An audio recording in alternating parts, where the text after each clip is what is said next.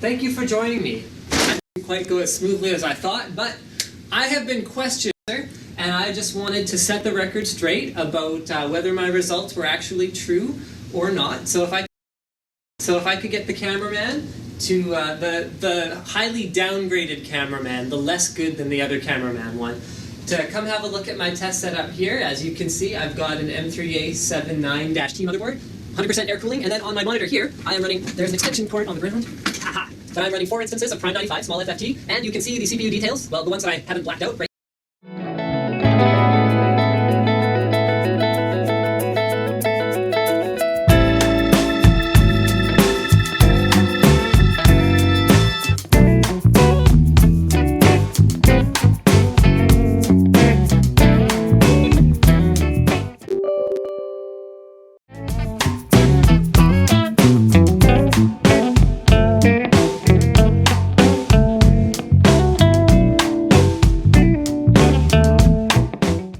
Trash.